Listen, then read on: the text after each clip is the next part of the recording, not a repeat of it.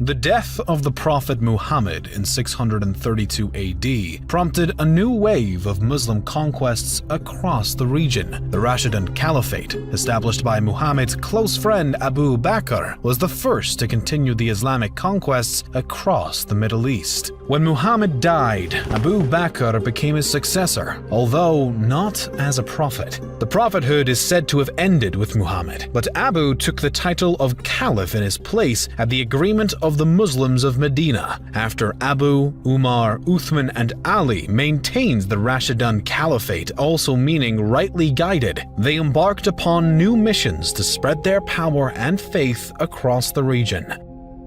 Today, Shia Muslims do not consider the rule of the first three caliphs as legitimate.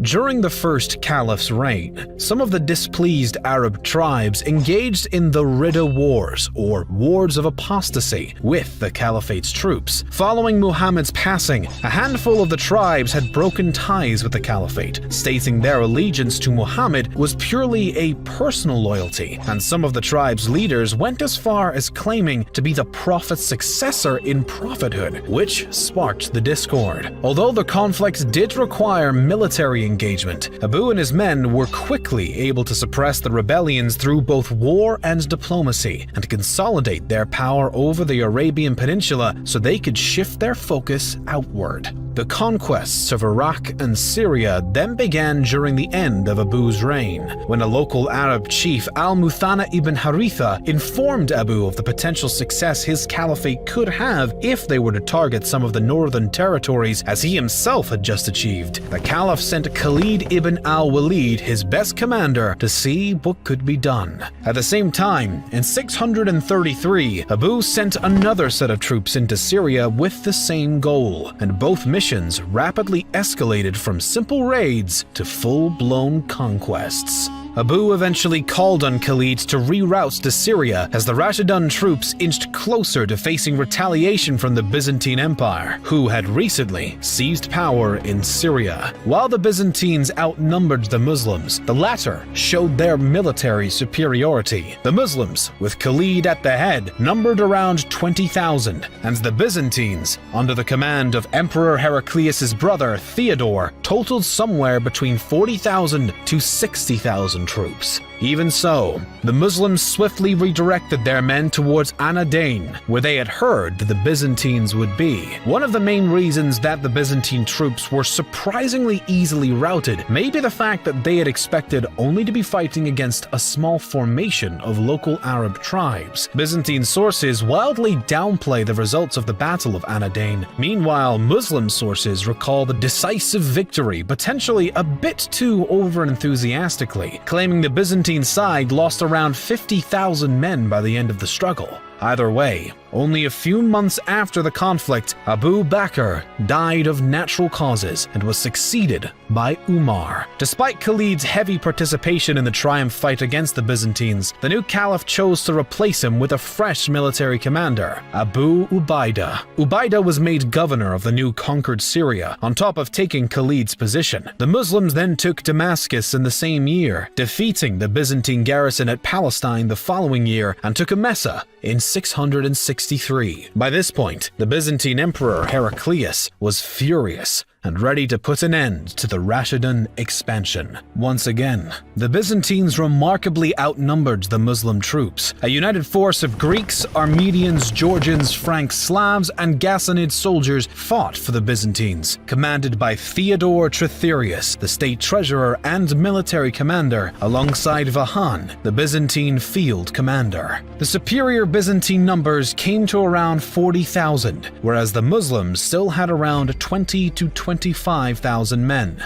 The Rashidun forces consisted of their own troops that had previously been split between Caesarea and Jordan, in addition to new men sent from Medina to provide reinforcements. The situation became more complicated on both sides as the Byzantines attempted to line up their attack with one from their allies of the Sasanian Empire. Meanwhile, Ubaida, who lacked proper expertise and confidence, relinquished command of the Muslim troops back to Khalid, who had clearly established himself as a well-seasoned and victorious commander. Khalid quickly led his forces to a plateau beyond the Yarmouk River that he believed served as the best position for the Rashidun army. The Byzantines, in the meantime, grew impatient with the Sassanids, who insisted that they were not yet prepared to aid their allies and decided to move forward on their own. Initially, both the Muslims and Byzantines were open to compromise, and negotiations went on for roughly 3 months. While this delay allowed the Muslims to receive more support from Medina during the wait, both sides eventually became fed up with the anticipation and prepared for battle.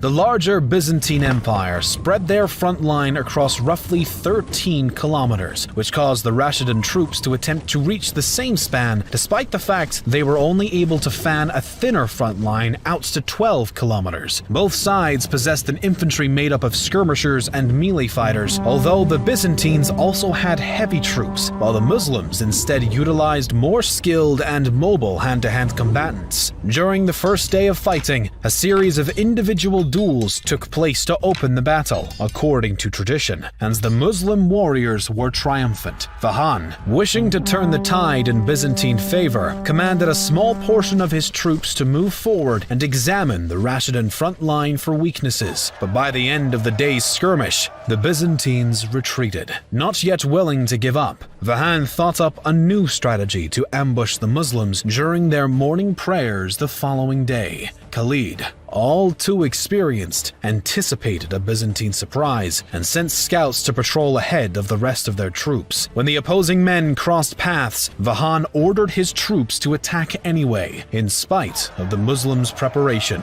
The Byzantines initially overwhelmed their adversaries, forcing them to fall back to their camps, at which point the Rashidun women are said to have shamed their men back into battle as Khalid came to his troops' aid with reinforcements.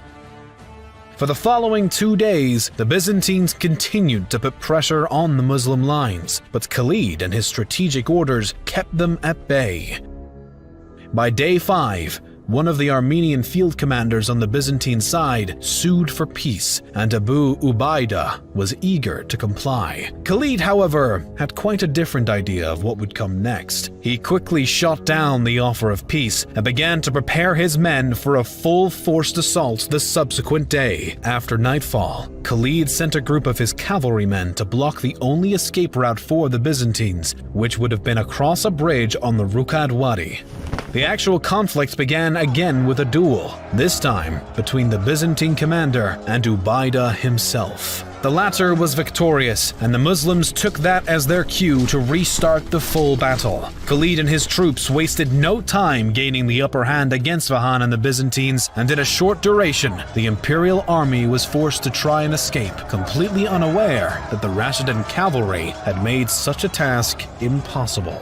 The Byzantines were ultimately decimated as they fled, and the Muslims were again triumphant, facing only around 4,000 casualties themselves. With this victory, the Rashidun Caliphate could claim complete power over the Levant and the Arabian Peninsula. Shortly after, the holy city itself, Jerusalem, agreed to surrender to the Caliph in 637 after being promised safety if they did. As for the heroic Khalid, his brilliant efforts went beyond unappreciated. When he returned to Caliph Umar, he was discharged from all duties, and Umar stated that it was simply God who had brought the Muslims triumph, not Khalid and his tactics. Still, despite encouragement to do so from his peers, Khalid refused to rebel against the Caliph or retaliate, and instead retired in peace. From the time of the Prophet Muhammad's death to the discharge of Khalid, the Muslims had spread their power and religion from Medina to across the Arabian Peninsula and the Levant, and were nowhere near done expanding.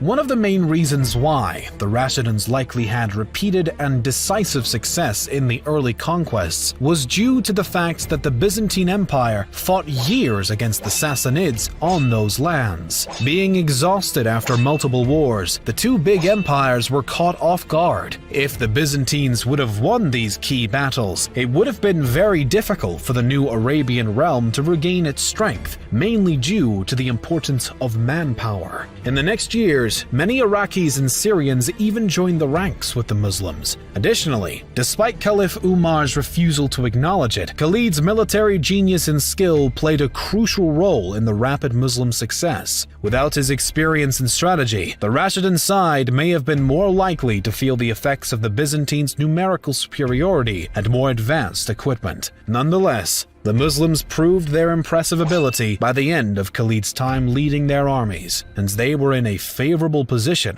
to continue expansion across the Middle East and beyond.